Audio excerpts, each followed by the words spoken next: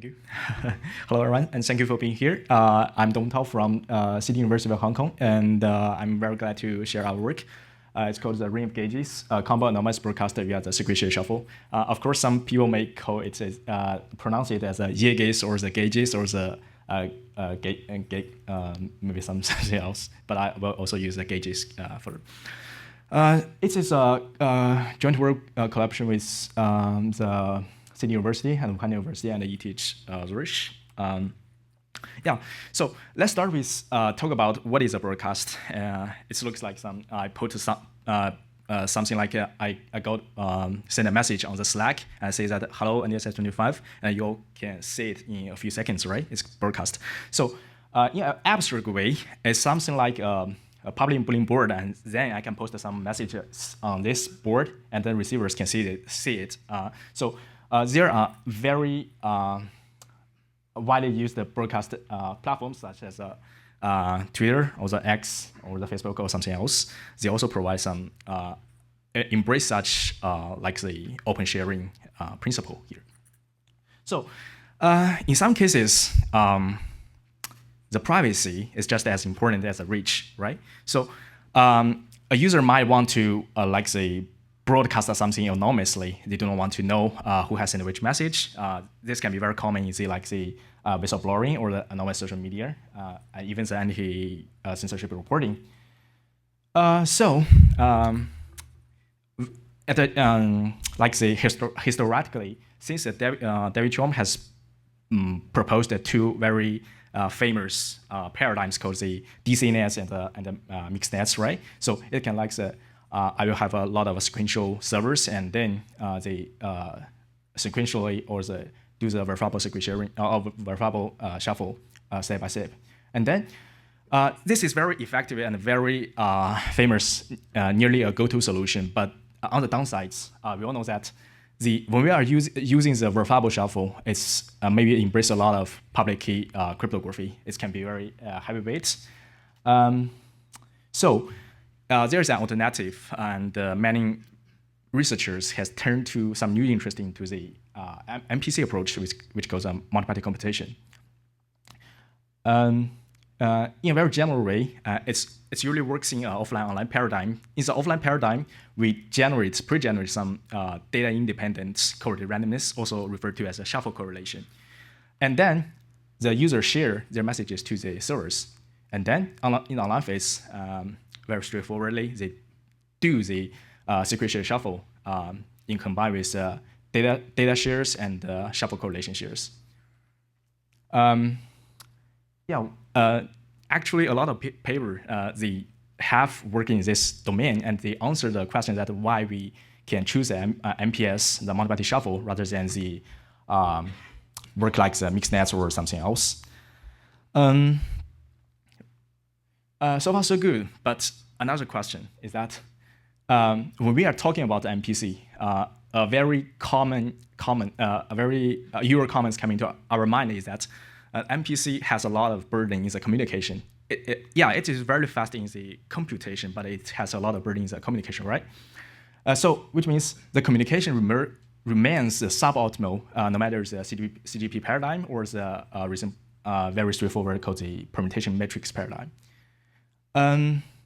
But our starting point is that from the permutation matrix paradigms here, three asynchronous mix, blender, and the RPM here, different from the current that using the CGP paradigm.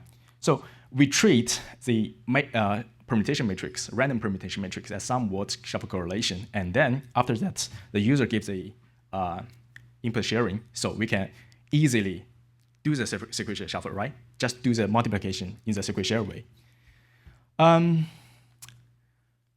Traditionally, when we want to do the multiplication, also a very like the empirical rules that, when we are doing multiplication, we need some interaction, right? No matter you're using Bureau triples or something new protocols like using the FedEx4 or the Swift, no matter in any setups.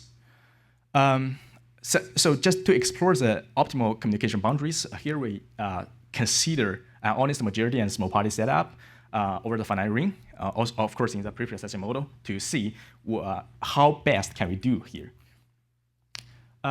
So we consider a minimum for our example, and our goal is very ambitious to just to make the online phase non-interactive, which means we want to do the shuffle, but only do the local computations. It is a silent way, do it in a silent way.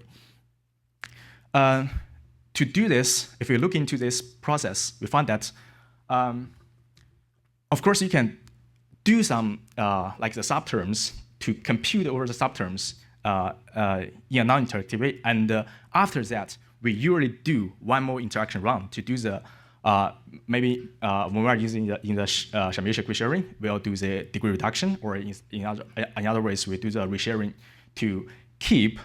I know, because we just this degree reduction way is the main purpose is mainly to keep the sharing semantic of the input and output to be consistent. Why we want to do this? That's because when we're doing the multiplication, it is usually not a standalone task, which means when we're doing the multiplication, maybe sometimes we still need to do some other subsequent computations, but in the broadcast context, we do not need that.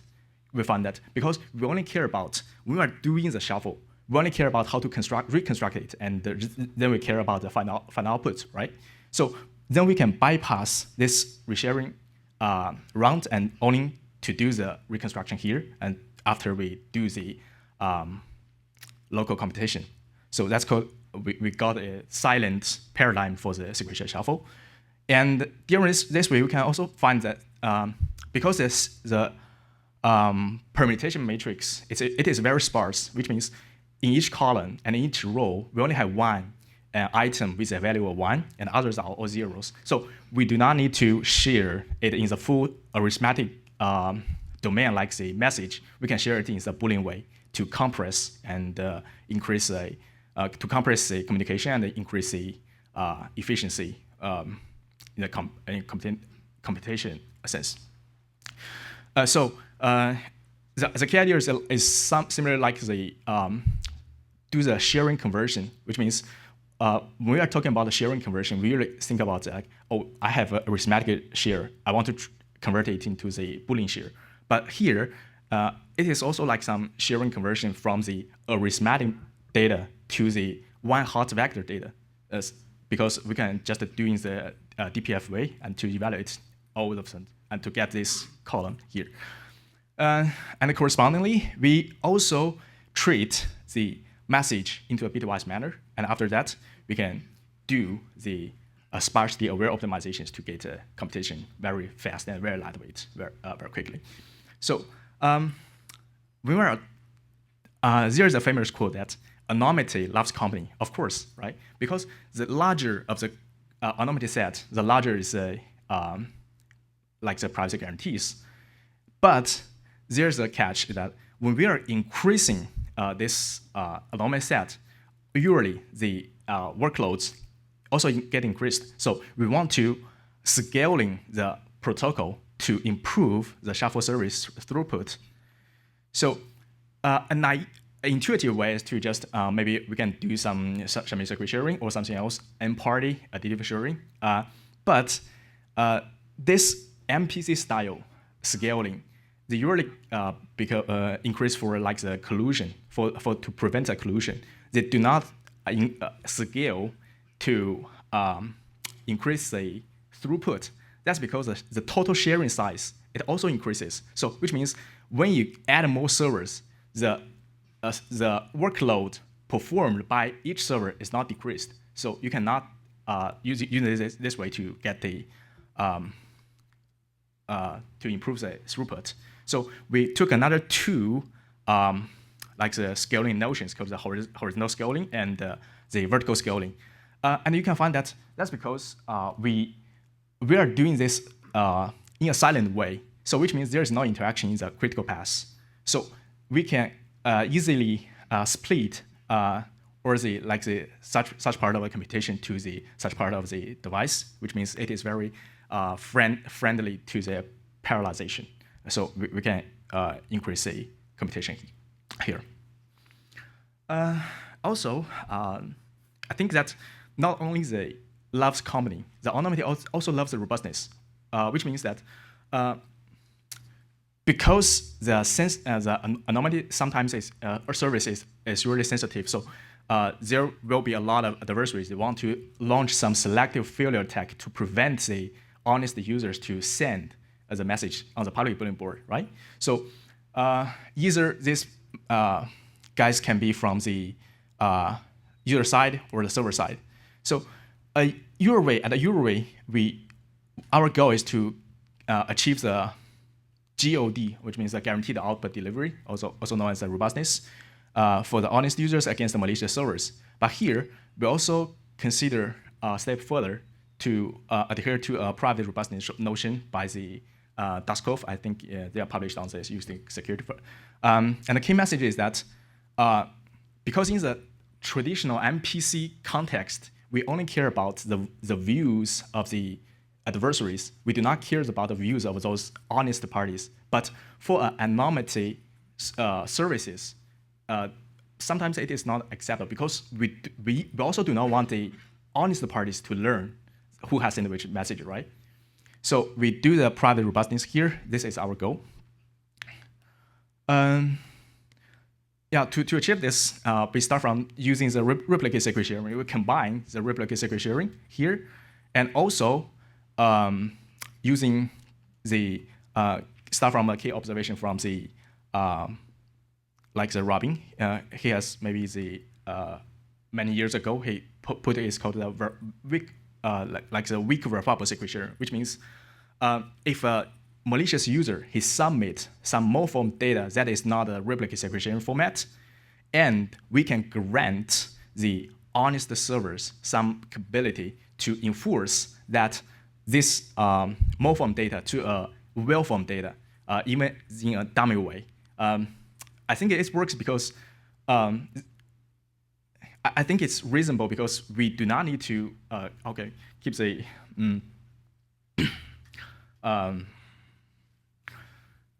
integrity for the malicious user, right? It's very reasonable, fair.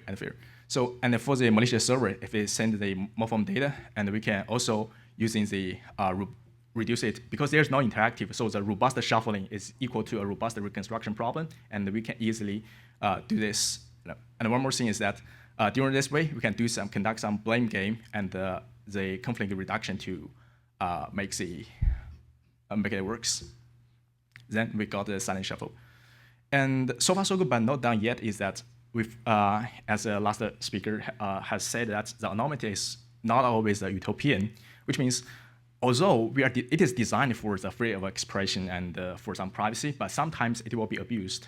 Like it will give a lot of, many people say that some cyberbullying or the terrorist propaganda or the fake news. So to prevent this, we may expect accountable anonymity. Which means the normal message, we get them published, and for the improper message, we need some accountable mechanism to trace them back. And how we do this, let's recall the Boolean permutation correlation. So for the secret shuffle, we care about the column of the BPC, and for the trace or the selective trace problem, we care about the row of this BPC problem, which means we can do this very quickly and very lightweight without using any.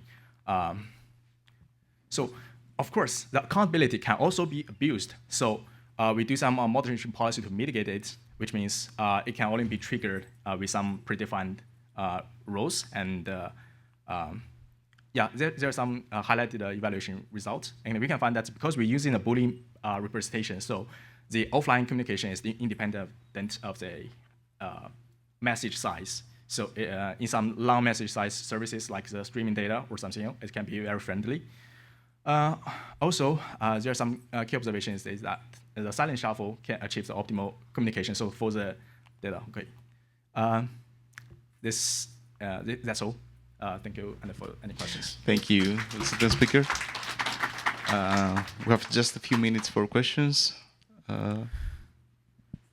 Any questions? Are there any existing systems or platforms that you could use this for? Actually, we want to do is actually system like the EKIAC, but with accountability mechanism to make sure that any people can push some post some messages anonymously, but also in a accountable way, so in a moral way. Okay, thank you. I was wondering how big of a user population that you tested your system on for. The population, actually, I test in our main paper. We test a lot of batch size, like the 1,000 and 1,000 to 1 million, because we think that in many papers that 1 million is acceptable anonymity size. What is the limit to scaling above that? Sorry. What is the limiting factor to scaling above 1 million users? What is sorry? What would keep your system from being used effectively in a population of more than 1 million users? You stopped at 1 million. Why? Sorry, I didn't get it. What would happen if I tried that on 1 billion users? The bulletin users, because the selective traceability mechanism will review your identity. Then you will lose anonymity, or some way. Because we do not discuss, actually, this problem is also provided by some reviewers. They think that the accountability mechanism can be abused to trace some normal users, but our key message is that we cryptographically enable this mechanism.